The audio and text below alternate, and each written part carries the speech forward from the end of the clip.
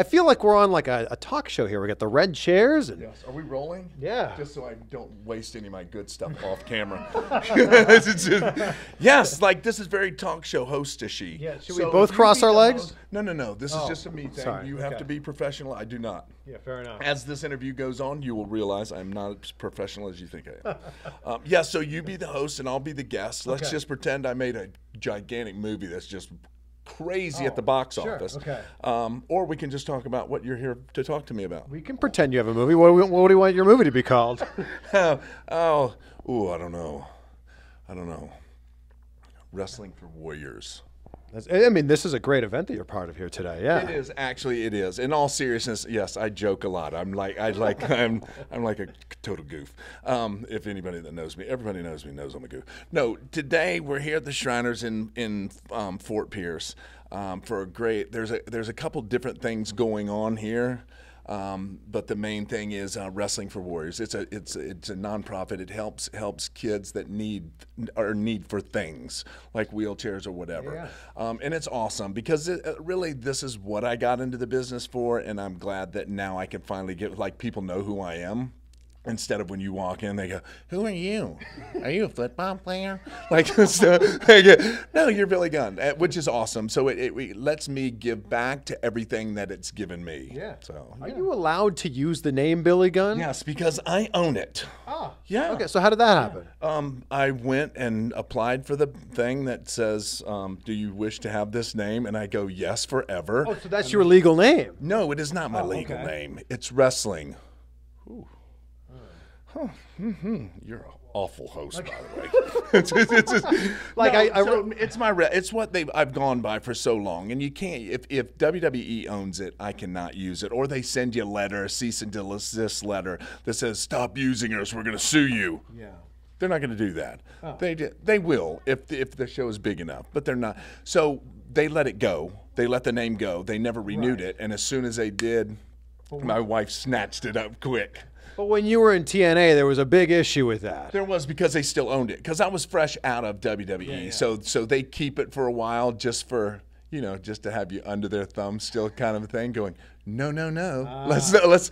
You cannot use that. I talked to Cody Rhodes recently, and that is legally his name, Cody Rhodes. He's changed his name to Cody Rhodes, and he says he still can't use it. Yeah, well, some people do that. I unfortunately am not that person that is going to change my name that I've had my entire life to my wrestling name. Yeah. Not that I have a problem with that, but I'm going to go ahead and say I'm not going to do that. I own it, so it's okay. I can use it wherever I want to. Your son is wrestling as well. What is he wrestling as a gun now? He is. Like, it's Austin Gunn. I don't understand. Like, we're going to let him kind of play with that just a little while, and I don't know if I'll let him keep it because, like, he's getting into this business. I want him to do it on his own. Right. I will help him as much as I can, in a sense, but I don't want him to not rely on me for things, but rely on my name to help him get over. I would rather him get over it and find his way, because I feel if you don't go out and find your way on your own, then you're kind of gonna put the brakes on what you could really do. I mean, he can be, in all honesty, he could be twice as good as me. And I'm not saying I'm good, but I'm kind of good. I'm a good entertainer. Wrestling, pretty no. good. I'm wrestling, no. Entertaining, yes. But he has a chance to be really good. But I would rather him try to find himself and do in every avenue that this job has to offer, rather than just going, yes, I'm Billy Gunn, yes, I'm Billy Gunn. It kind of gets old after a while. But as a father, where do you step in and go, Austin, you can do this on your own? From the get-go. Okay. Like from the start. I mean, the cool thing is I have two boys, Austin and Colton. Is he literally trusts everything that I say, and I would never want to lead him the wrong way. But then again, I don't want him to hear it just from me. I don't want me to be the only influence. Although I'm okay with when we talk and about what he wants to do with his career, where he wants to go, and how he wants to go. I just don't want to be the only one that has hands on him as he starts this. Yeah. So I think we're going to try to get him over to New Japan in that dojo. I would like for him to go to Japan. You just get a wide variety of what you do rather than just going straight to the Performance Center. Not that there's anything wrong with it, but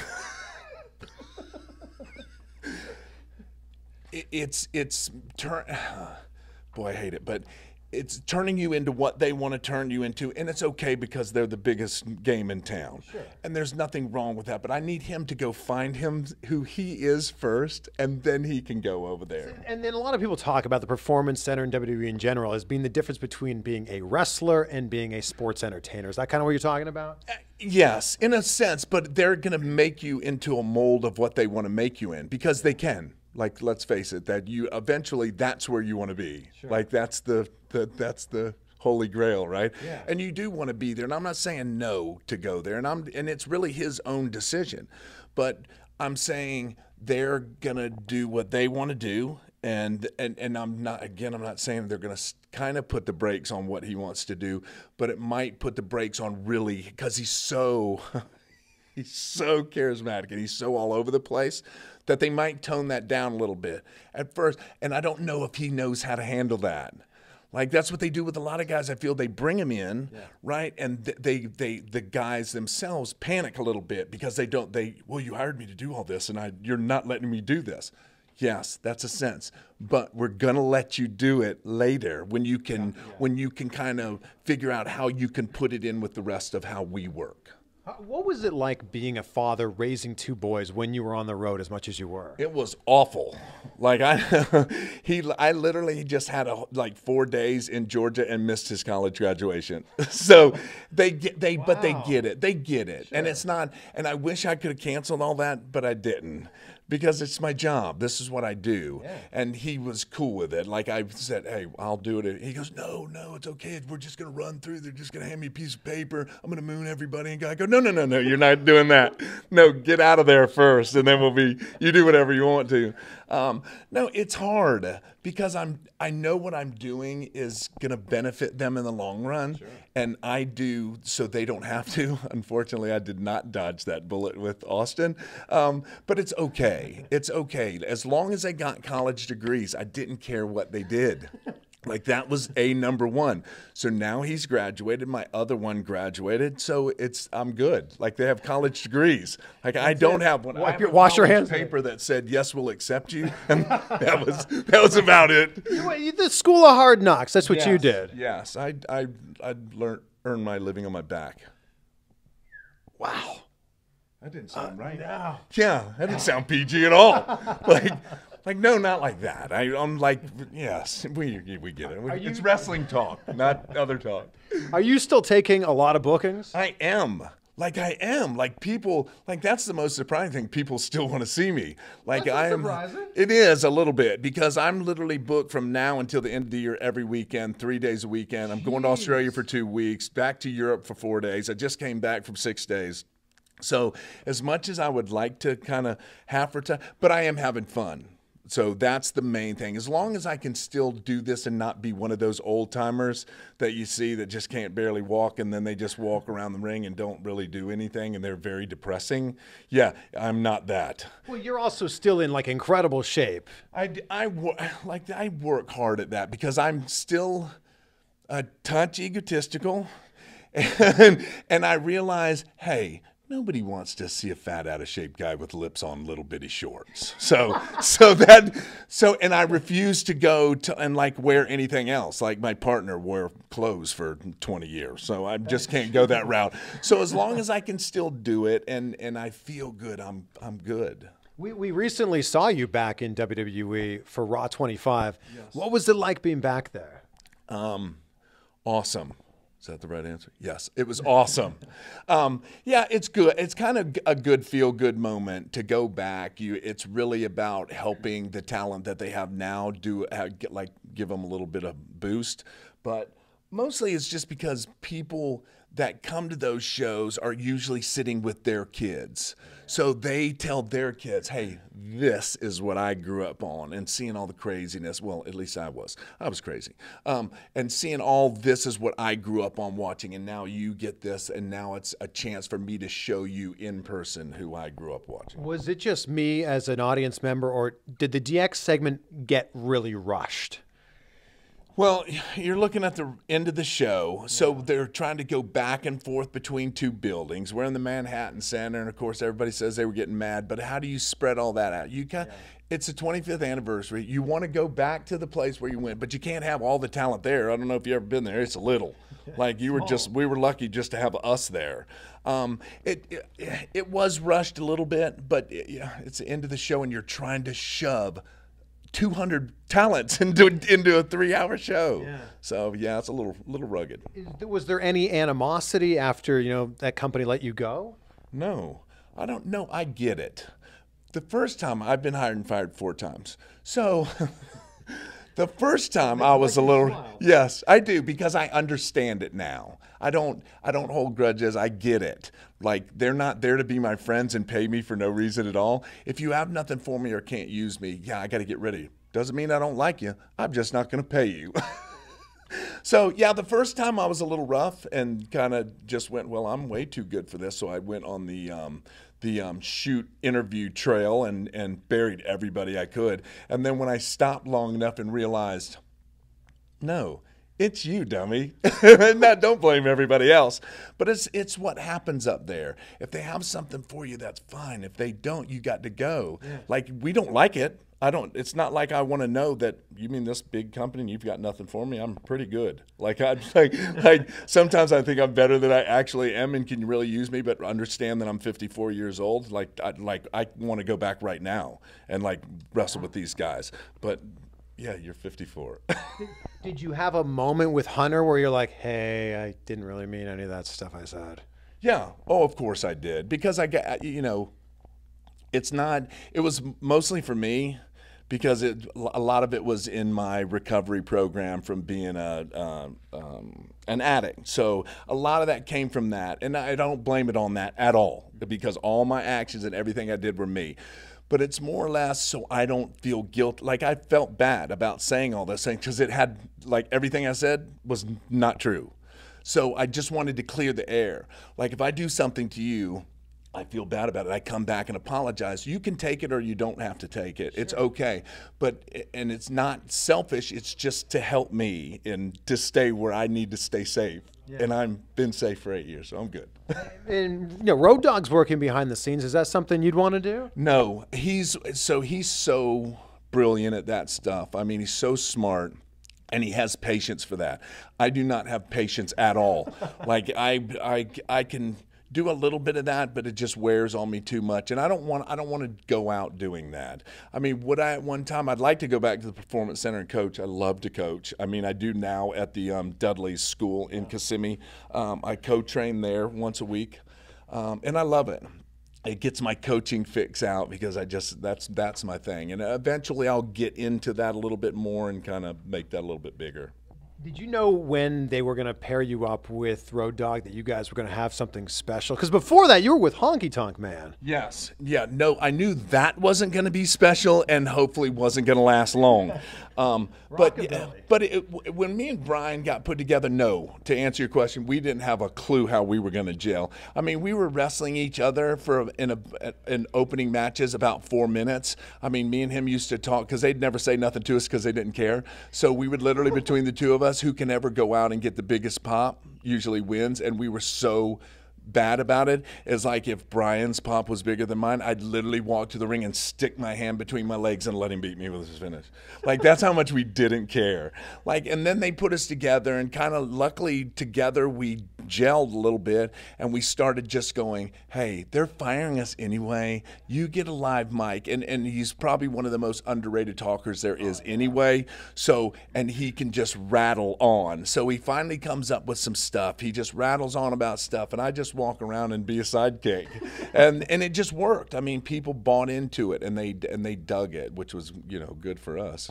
Did you know, with how big DX was at the time, with Hunter and Sean and China and Rick Rude, you guys being added onto that was just going to be massive for you? No, I didn't, because I understood, like, I'm way different about the wrestling business than anybody else. I never grew up watching it. I never cared about it. It was just something to do at the time. And then I eventually fell in love with it. So me and Brian, at the time when DX kind of kicked off and we're in full flow, me and him were catching up. I'm going to go ahead and say that. That's not being egotistical, maybe a little. But me and Brian were hot. I mean, super hot. That's the only, not the only reason, but that was one of the reasons when Sean left, it was a natural fit because we were kind of the same in a sense. Like we were just two guys being goofy and trying to pop each other. They were too. But they had a bigger stage to do it on because they had a little bit more leeway. I'm not saying we didn't have leeway, but we didn't have the material that they had. So we were catching up, and then the natural bond was to come together. And yeah, do you know I don't think you really know what you have until everybody gets together and gets in a flow, because we could have not have clicked with them at all.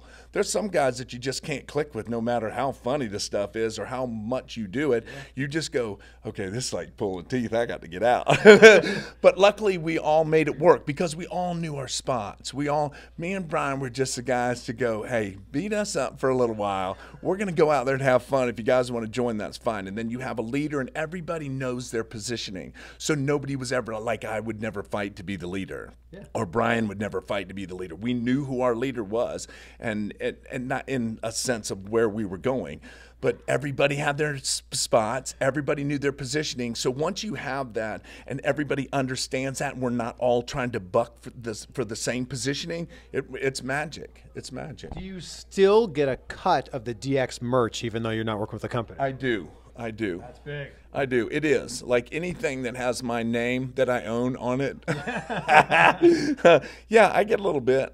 You know. So what if it's just the old school DX shirt? Yes. Wow. Yeah. Okay. I mean, you're talking maybe a half a cent of a half of a cent, but I mean, when but it's still something. Yeah. I mean, way better than like NWO had 700 characters at one point. 700 right. people in it. Yeah. Like that's what made the separation between DX and NWO.